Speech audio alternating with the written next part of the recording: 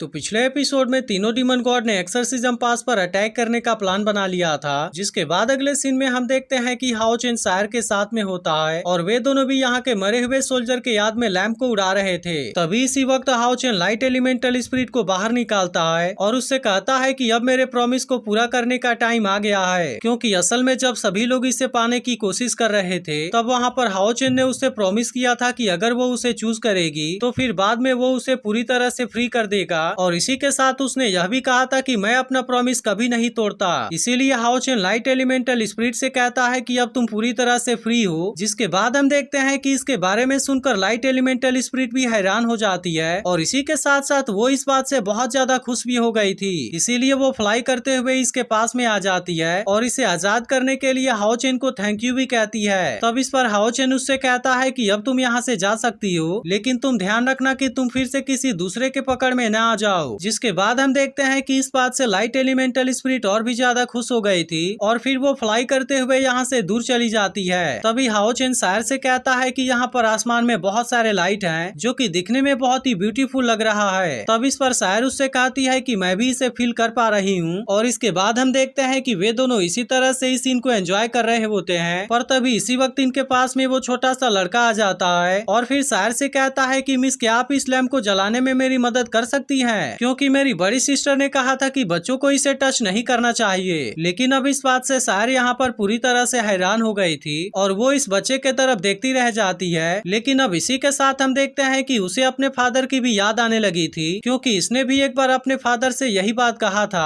और इसकी मदर ने उसे कहा था कि बच्चों को इस फायर को टच नहीं करना चाहिए। अब इसके बारे में याद करके सायर यहाँ पर काफी इमोशनल हो गई होती है। इसीलिए हाओ चेन उस लड़के से कहता है कि चलो मैं इसमें तुम्हारी मदद कर देता हूँ। जिसके बाद हम देखते हैं कि वो लड़का जैसे ही उसके तरफ जाने की कोशिश करता है तभी अचानक से वो यहाँ पर नीचे गिरने वाला होता है, लेकिन यह देखते ही सायर इसे नीचे गिरने से बचा लेती है, जिसके लिए वो लड़का इसे थैंक यू भी कहता है। लेकिन हाओ चेन देखता है कि सायर अभी भी काफी इमोशनल है, इसीलिए वो उससे कहता है कि मैं अब यहाँ से जा रहा हूँ और मैं घर पर तुम्हारे आने का वेट करूंगा। तब इसकी बात सुनकर सायर भी इसके लिए मान जाती है और फिर हाओ चेन यहाँ से चला जाता है। तभी इसी बीच हम देखते हैं कि कैप्टन गाबा हाओ चेन का यहाँ पर इंतजार कर रहा था और फिर वो उससे कहता है कि क्या मैं तुम्हारी गर्लफ्रेंड के साथ में कुछ समय नहीं रह सकता। तब इस पर हाओ चेन कहता है कि मैं ही केवल सायर के लाइफ में नहीं रहना चाहता और इसीलिए मैं नहीं चाहता कि वो केवल मेरे ऊपर ही डिपेंड रहे। तब उसकी बात सुनकर कैप्टन गामा उससे कहता है कि चलो ये तो ठीक है, लेकिन क्या तुम कुछ समय के लिए मेरे साथ में वॉक पर चलोगे।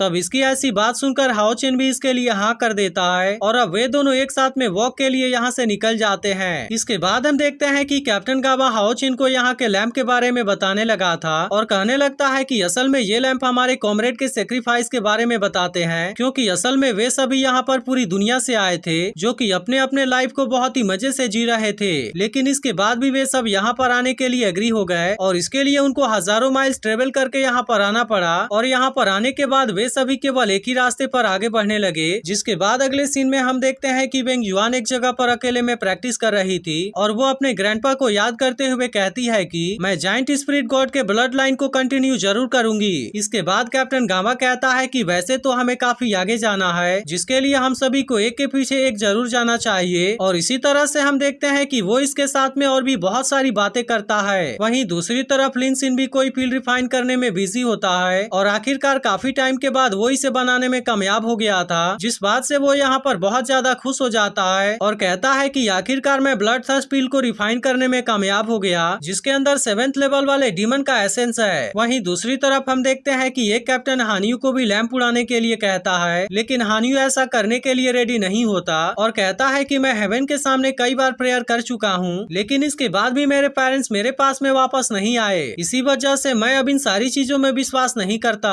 तब इस पर वो कैप्टन उसे समझाता है कि भले ही तुम इसके बारे में ऐसा सोच रहे हो, लेकिन मुझे ऐसा लगता है कि भले ही तुम्हारे पेरेंट्स कहीं पर चले गए हो, लेकिन इसके बाद अभी भी उनको तुम्हारे बारे में चिंता जरूर होगी। जिसके बाद हम देखते हैं कि आखिरकार हानियू इसकी बात मानने के लिए रेडी हो गया था और वो भी अपने हाथों से एक लाइट लैंप को आसमान में उड़ाता है। तभी इसी बीच हम देखते हैं कि वो कैप्टन हानियू के तरफ देखता है, जिसके अंदर उसे हानियू के फादर नजर आ रहे थे और अब इस बात से वो भी काफी इमोशनल हो जाता है। लेकिन अब यहाँ से आगे बढ़ने से पहले मैं अपने एक मिस्टेक को सुधारना चाहता हूँ, क्योंकि पिछले पार्ट में मैंने जब लड़के को सायर की मदर के साथ में देखा था तो मुझे ऐसा लगा था कि उसके फादर होश में आ गए हैं और इसी जिसकी वजह से मुझसे यहाँ पर शायद मिस्टेक हो गई है। तो इसके बाद हम आगे देखते हैं कि कैप्टन गावा को हाओ चेन के साथ में वॉक करते हुए काफी टाइम हो गया था, जहाँ पर वो उसे बताता है कि मैंने अब तक यहाँ पर अपने बहुत सारे साथियों को खोया है। जिसके बाद हम फ्लैशबैक में देखते हैं कि जब एक बार वो अपनी टीम के साथ में डीमन का सामना करने गया हुआ था, तब वहाँ पर वे डीमन इनके ऊपर काफी भारी पड़ने लगे थे। जिसके बाद कैप्टन गावा के सीनियर ने इसे बचाने के लिए खुद को सेक्रीफाइस कर दिया था और उसे अपनी जान बचाकर वहाँ से भाग जाने के लिए कहा था।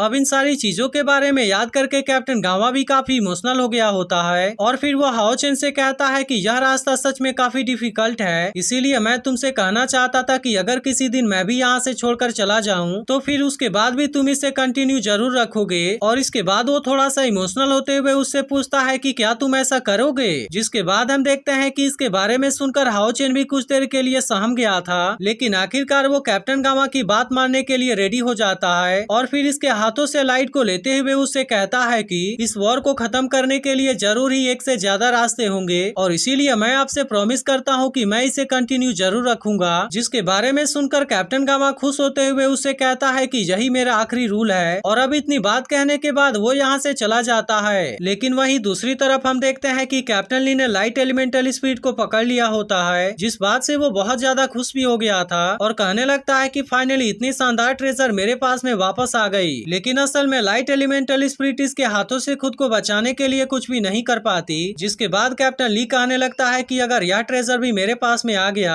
तब इसके मदद से मैं यहाँ पर बहुत ज्यादा ताकतवर बन जाऊंगा। और इसके बाद वो लाइट एलिमेंटल स्पिरिट से कहता है कि तुम इंसानों के लिए ही यहाँ पर आई हो। इसके बाद कैप्टन ली उससे कहने लगता है कि वैसे तो तुमने मुझे चूज नहीं किया, लेकिन अब तुम्हें यहाँ पर कोई भी नहीं बचा पाएगा। अब इतनी बात कहने के बाद कैप्टन ली अपने पावर का यूज करके इसे चारों तरफ से कैद कर लेता है। जिसके दौरान हम देखते हैं कि वो लाइट एलिमेंटल स्पिरिट यहाँ से बचना चाहती थी, लेकिन वो इसके हाथों से खुद को बचाने के लिए कुछ भी नहीं कर पाती। फिर कैप्टन ली उससे कहता है कि हिपकप इंसेक्ट अब तुम्हारे साथ में मर्ज होने वाला है, जिसके बाद से मैं 6 ईयर ओल्ड हो जाऊंगा और फिर इसके मदद से मैं लेवल 8 को ब्रेक थ्रू जरूर कर लूंगा। अब इसके बारे में सोचकर कैप्टन ली बहुत ज्यादा खुश होने लगा था, लेकिन असल में उसे इसके असली सच्चाई के बारे में कुछ भी पता नहीं होता और फिर कहने लगता है कि उसके बाद से मैं तो सबसे ताकतवर सील ऑफ गॉड को भी चैलेंज कर दूंगा और इसके अलावा उसके बाद से 2 के साथ में फाइट करने का कॉन्फिडेंस भी आ जाएगा। अब इन सारी चीजों के बारे में सोचकर कैप्टन ली बहुत ज्यादा खुश हो रहा होता है और कहने लगता है कि ताकतवर बनने के बाद मैं सबसे पहले डीमन क्लैन के ऊपर अटैक करूंगा और इस तरह से मैं उनको पूरी तरह से बर्बाद कर दूंगा। लेकिन वो जैसे ही लाइट एलिमेंटल स्पिरिट के साथ में मर्ज होने के लिए जाता है तभी अचानक से उसके आसपास में डीमन वाली पावर एक्टिवेट हो जाती है और अब इसी के साथ हम देखते हैं कि लाइट एलिमेंटल स्पिरिट मदद के लिए हाओ चेन को आवाज लगाने लगी थी, जिसके बारे में सुनकर हाओ चेन भी जान जाता है कि वो किसी खतरे में है और अब इस बात के वजह से वह भी काफी परेशान हो गया था। वहीं दूसरी तरफ हम देखते हैं कि कैप्टन ली डीमन गॉड के पावर को देख पूरी तरह से हैरान हो गया होता है और लाइट एलिमेंटल स्पिरिट से पूछने लगता है कि आखिरकार तुम हो क्या। लेकिन असल में लाइट एलिमेंटल स्पिरिट भी इस बात से काफी हैरान होती है और कहने लगती है कि मेरे अंदर डीमन गॉड का मार कहां से आ गया।